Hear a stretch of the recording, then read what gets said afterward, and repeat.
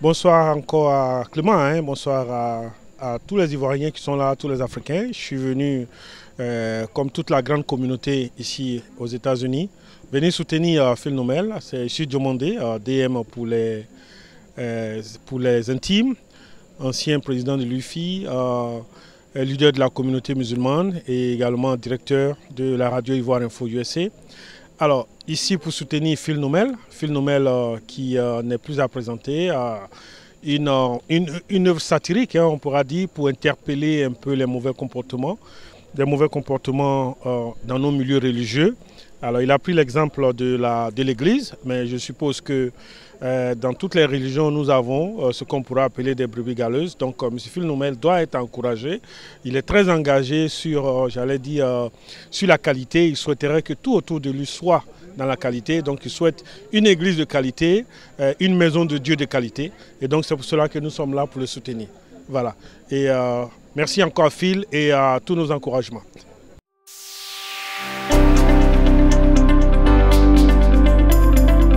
Bonsoir, mon nom est Lynn Carole Guy. Je dis merci à Clément Nabo News de me donner l'occasion de vous laisser un mot sur l'événement. Voilà, c'est notre frère Phil Nomel qui signe son premier roman après son recueil de poèmes, je crois 3 ou 4 ans passés. Et j'ai eu l'occasion de lire le livre. Le livre est super intéressant. Le livre parle d'un gros problème de la société. Et je vous encourage vraiment de lire ce livre-là. Achetez-le. Je pense qu'il coûte 15 ou 16 $. Pas trop cher, n'est-ce pas? Et malheureusement, avec Covid-19, on est ici, voilà, en train de partager ce joli petit moment avec lui. Je vous encourage à lire ce livre. Voilà, c'était Lynn Carole Guy et à bientôt. Oui, je suis écrivain. J'ai 5 livres à mon actif. Voilà. Bye.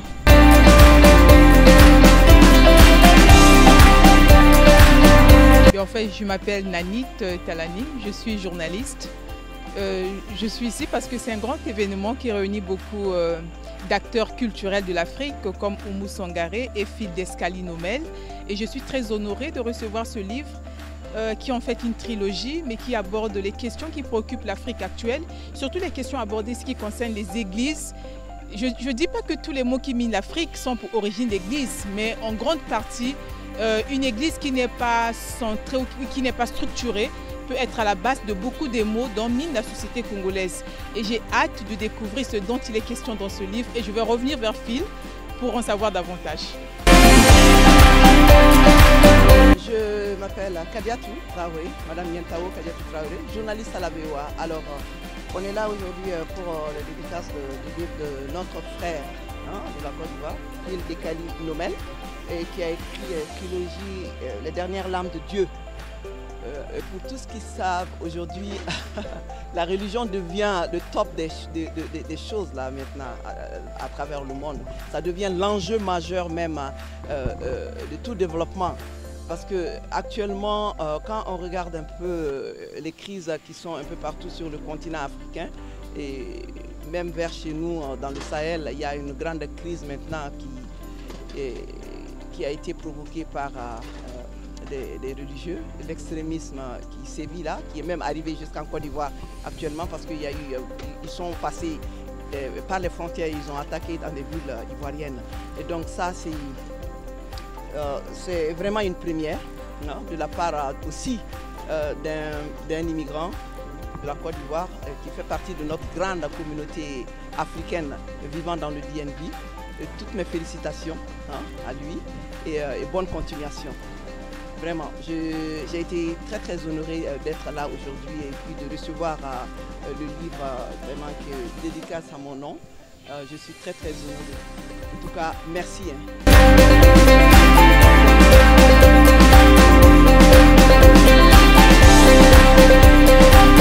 Je suis le pasteur Elong et j'ai lu le livre du frère Phil Nomel et les premières impressions sont accablantes dans le sens où ça jette un regard un peu pernicieux dans l'Église. Mais c'est des histoires vraies, c'est des histoires qui ont courant dans l'Église, mais dont on a besoin que le monde sache, que l'Église sache, afin que le royaume soit nettoyé. Mais l'impression pour moi, c'est que ce livre me donne l'impression et l'opportunité de changer un peu la manière dont je regarde les entrées et les sorties des membres dans l'Église ou des âmes perdues dans l'Église. Et je suis très heureux que c'est ce que ce livre fait. Et ça apporte une autre dynamique en termes de comment regarder l'Église dans sa globalité.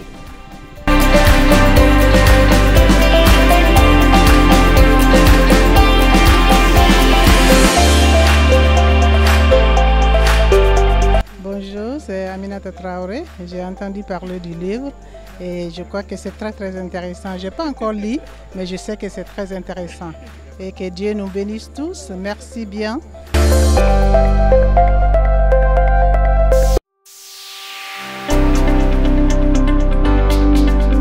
Je m'appelle Fanta Touré et les larmes de Dieu, en fait, je connais rien du livre, mais j'ai une amie, Ami Koulibaly, qui m'a beaucoup parlé du livre et je suis pressée de le lire.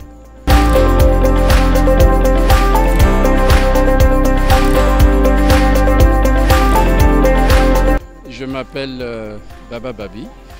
Je suis venu ici à cet événement chez Madame Oudi et j'ai eu l'occasion et l'honneur et le privilège de rencontrer l'auteur de ce livre, Phil Nomel. Donc j'ai eu l'occasion de le rencontrer et d'acheter mon livre que je vais essayer de dévorer dans les 2 jours qui viennent. Ça a été vraiment un très grand plaisir pour moi de le rencontrer, surtout que moi aussi je suis en train de griffonner quelques mots sur du papier. Peut-être qu'un jour aussi je publierai mon livre. J'ai plusieurs livres déjà en vue et je compte les publier bientôt. Donc voilà, c'est ce que j'avais à ajouter.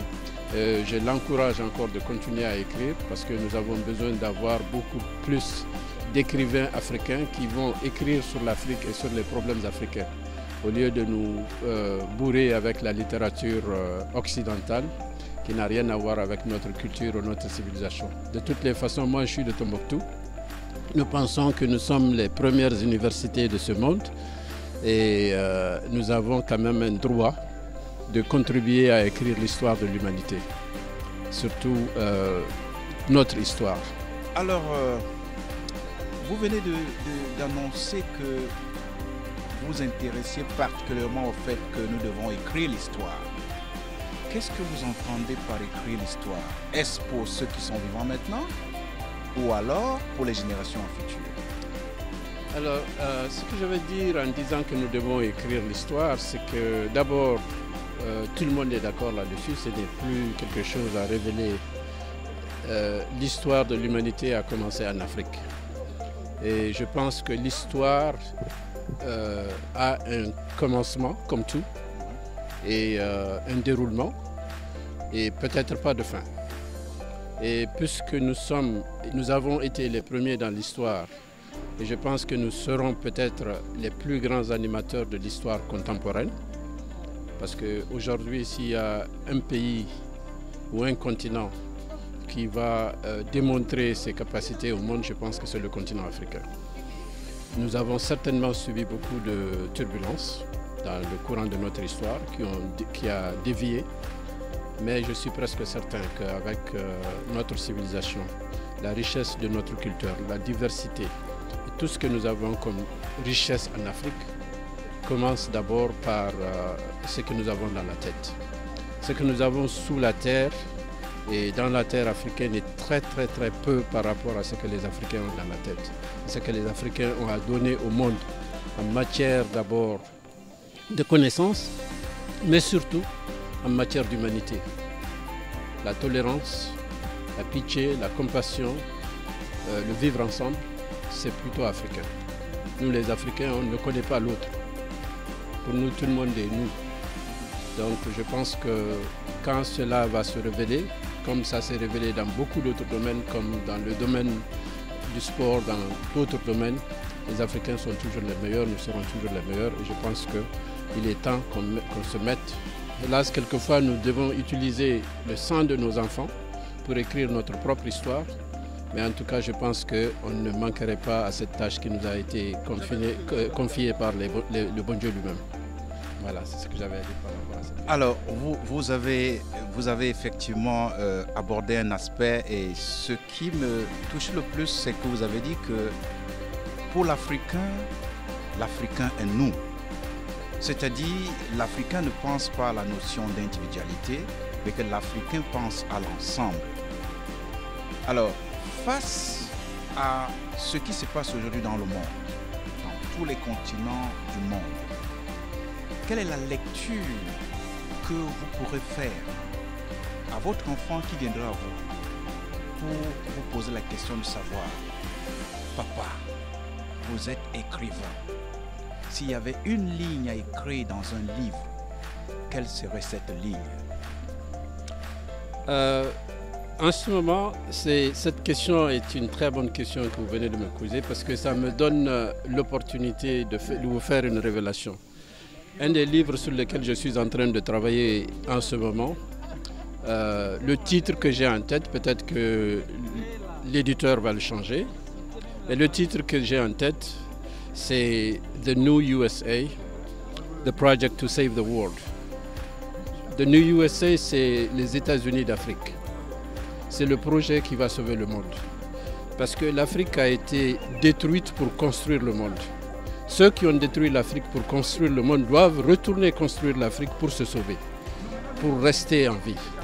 Et ça, dans ce livre, j'essaye de développer cette notion pour faire savoir au reste du monde que la seule chance de survie qu'ils ont, pour ceux qui se disent aujourd'hui étant les grandes puissances du monde, les ceci et cela, ils finiront toujours un jour par aller reconstruire l'Afrique s'ils veulent survivre, s'ils veulent rester en vie, s'ils veulent rester en tout cas peut-être au même pied d'égalité que les autres.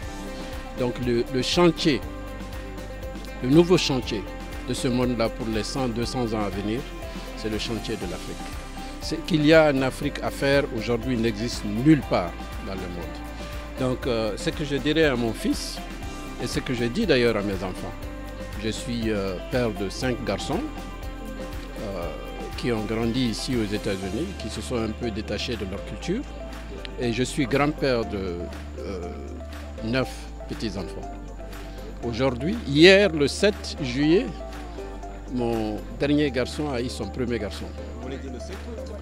Le 7 août. Le 7 août. Ouais. Autant pour vous. Voilà, donc c'est un Ivoirien de naissance. Il est né aux États-Unis, mais il est né à l'indépendance de la Côte d'Ivoire.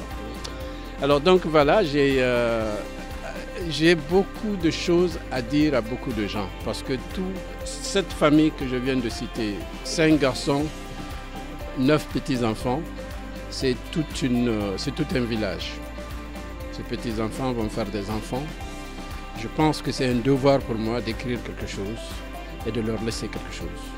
Et ce travail-là, je suis content aujourd'hui de rencontrer un homme qui a pensé peut-être avant moi et qui l'a déjà commencé et qui nous ouvre le chemin. Voilà, vous vous appelez Baba Baby. Baba en hébreu signifie le père, et si on va dans l'anglicisme, baby signifie l'enfant. Comment on peut concilier à la fois le père et l'enfant? Ça, c'est vraiment la question la plus difficile que j'ai jamais eue dans ma vie. Mais bon, je vais d'abord vous faire une révélation, c'est que moi je suis de Tombouctou. À Tombouctou, Tombouctou au Mali. À Tombouctou, et je porte le nom du père de mon père. À Tombouctou, on n'appelle jamais le nom de son père. On ne prononce jamais le nom de son père. Il y a toujours, comme partout d'ailleurs ailleurs, c'est papa, c'est baba, c'est abba, on ne dit jamais le nom du père. Mais en général, même quand vous êtes nommé après les parents de vos parents, ils ne vous appellent pas par votre nom. Si vous portez le nom de tonton de votre père, il va vous appeler tonton. J'ai beaucoup de copains, leurs enfants s'appellent tonton, tanti, etc. J'ai une nièce qui s'appelle tanti. Elle n'est la tante de personne, mais en réalité, elle porte le nom d'une tante, donc on l'appelle tanti. Donc c'est un signe de respect que nous avons pour nos parents et qui détermine tout. Parce qu'en fait, ce qu'on apprend à l'école, c'est peut-être un métier. Mais l'éducation, la vraie, celle qui nous sert dans la vie, toute la vie, c'est l'éducation de base qu'on n'apprend qu'à la maison. Et ça, les Tombouctiens en sont conscients. Donc nous, notre éducation, notre avenir, notre devenir, ça commence à la maison. Voilà. Maintenant, pour le baby, je ne sais pas, parce que moi, dans mon cas, on prononce ça baby. J'ai tout fait pour convaincre mes enfants qui ont grandi ici à se présenter comme baby. Ils ont des difficultés. Quelquefois, quand je suis à côté, ils regardent, quand je ne suis pas là, oh, I'm Aziz Baby. Un de mes garçons s'appelle Aziz, donc il s'appelle Aziz Baby. Voilà. Alors, donc voilà, c'est baby. Et les babi et les arbi, c'est la même chose. Nos origines sont certainement ont des origines arabes.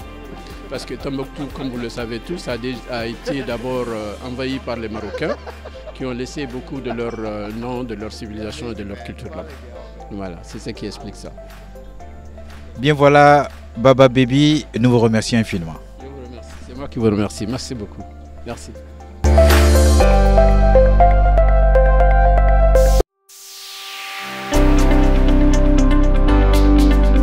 Bonjour tout le monde, je m'appelle Roger Muntu, je suis journaliste à La Voix de l'Amérique. Je viens juste de rencontrer Phil d'Escaï Nomel qui m'a dédicacé ce bouquin-là et c'est un bouquin très important parce que moi, j'y parle de sujets socio-culturels. Évidemment, je pense que ce livre va beaucoup me servir et servir aussi à mes auditeurs qui m'écoutent chaque jour parce qu'on parle des sujets, évidemment, qui affectent notre société et je pense vraiment que c'est un livre que je vais lire avec attention et même, j'espère l'inviter, j'espère, hein, s'il est en train de me suivre, en tout cas, Phil, je t'entends dans mes émissions, je t'attends, hein, parce que là, ça sera, comme on dit dans mon émission RM Show de La Voix de l'Amérique, vous serez à la barre. Merci beaucoup, c'est Roger Muntu, La Voix de l'Amérique.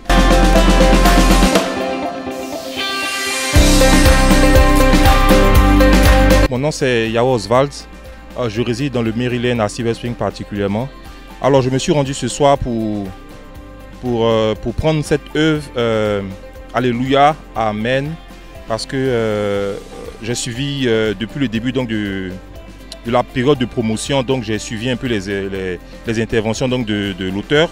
Et je pense que c'est une œuvre véritablement intéressante. Comme il a dit, elle est éducative, mais elle est aussi spirituelle. Donc je ne pouvais pas manquer cet événement-là et puis également rencontrer donc M. Phil Nomel parce que c'est une personnalité quand même voilà, dans cette région du Maryland. Merci et j'invite tout le monde à se procurer cette œuvre. Merci bien et que Dieu veille sur chacun de nous.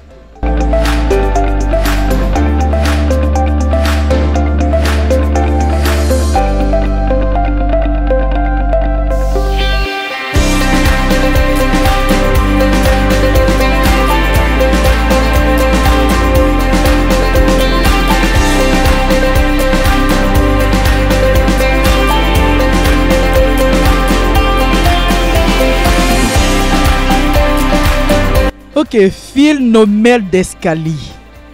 Monsieur d'Escali, où il est?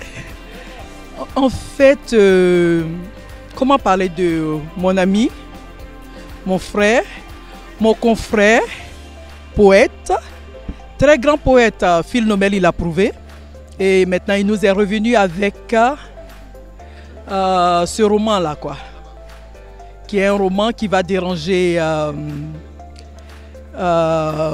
les chrétiens, mais un roman dont on avait besoin un peu.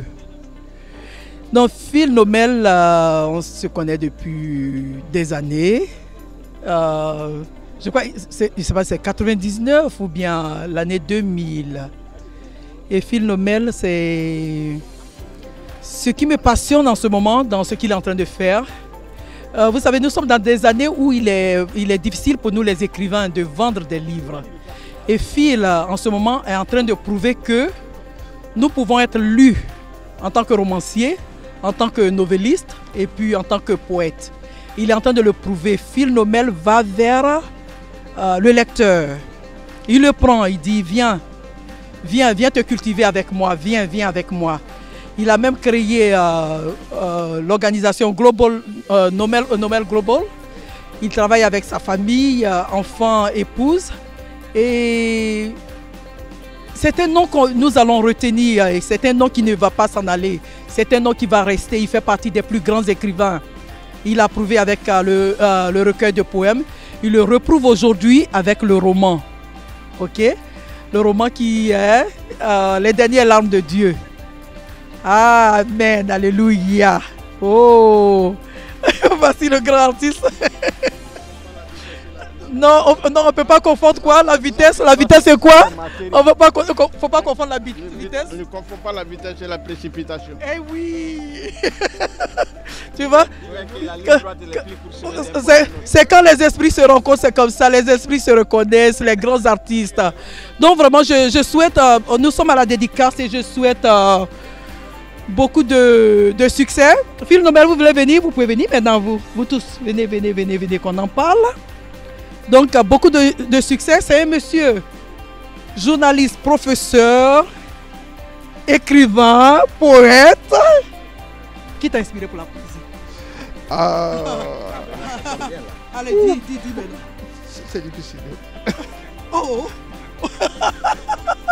Et moi j'ai une question pour vous. Allez, ok, qui tu connais comme l'une des plus grandes poétesses? La Belle Bazar. Bon, voilà. La Belle Bazar. C'est un peu le contraire, monsieur Condré. Et ça c'est Pasteur Ronce. Pasteur Ronce, yes. Il est beau gosse.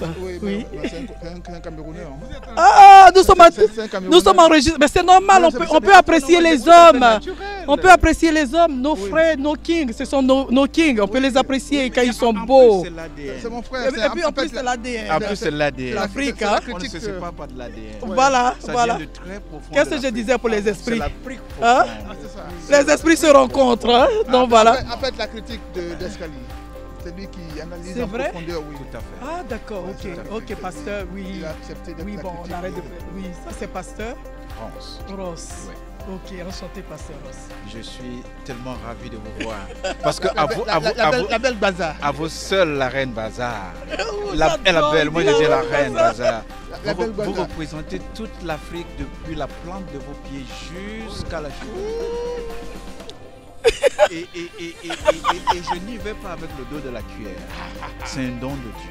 Alléluia. C'est un don des anges. Amen. Oh, amen. Voilà. Ok. Parlons de Alléluia. Amen. Quel est le premier sentiment que vous avez eu quand vous avez lu ce livre? Je dis bien le premier sentiment. Qu'on en parle enfin. C'est comme ça, je me sens entre guillemets, que l'on en parle enfin de ce qui se passe dans les églises. C'est ça. Et donc, je suis très contente. On a beaucoup de similarités quand on écrit, lui et moi. Donc, je suis... Oui, mais que l'on en parle enfin. Donc,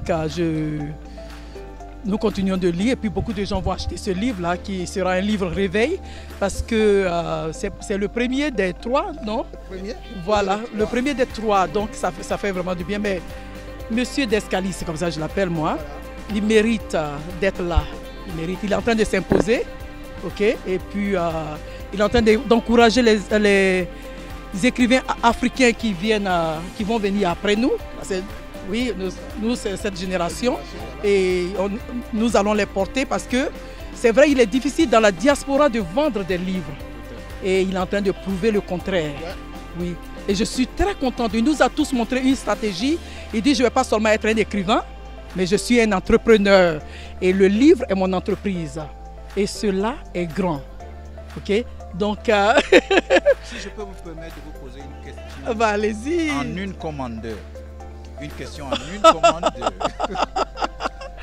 Si quelqu'un vous demandait que j'ai entendu parler de ce livre, oui, et que vous lui définissiez ce livre, oui, en un mot ou en 2 mots, à découvrir. Qu'est-ce que vous diriez à cette personne? À découvrir, à lire, à comprendre et puis à en parler.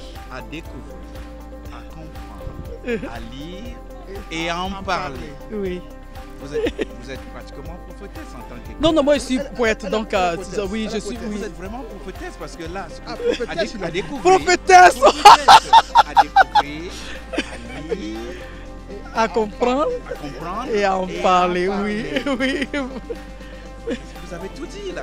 Voilà. Vous avez tout dit. Voilà, donc, confrère, vraiment grand succès. Merci. Ok, qu'on parte maintenant pour le best-seller. Ok, il est question de toi aujourd'hui. On y arrivera. Ok, il est question de toi, il sera question de toi encore demain. Je te souhaite ça, ce succès et puis cette prospérité qui vient avec les grands hommes. Ok, pour Global, parce qu'il fait beaucoup de choses. Hein. Il a une organisation qui s'occupe des jeunes boxeurs. Et c'est grand. Il a une organisation familiale aussi qui s'occupe des enfants pour l'éducation. C'est pas rien tout ça. Oui, je ne pourrais pas prononcer le nom de son village. Ouh, il va m'envoyer. Acradio. Acradio, toute la poésie elle est Acradio. Ok, Acradio. Ok. Et puis donc. Qui m'inspire en fait. Normal. Normal. Je pensais faire partie de ceux qui t'inspirent, mais bon. Non, vous m'inspirez toujours. La belle bazar. Merci infiniment. Oui, Merci, vraiment. merci. Réenchanté. Pasteur Ross. Oui, bon, j'attends mon interview. Je vous en prie. Bientôt la dédicace de Dieu n'habite plus ici. Absolument. Bientôt, donc en Sydney sera tous. Merci infiniment. Ok, je vous en prie. Monsieur, à vous. Merci, merci, merci. Nabo News, le canal, s'il vous plaît. C'est pas rien, c'est le plus grand.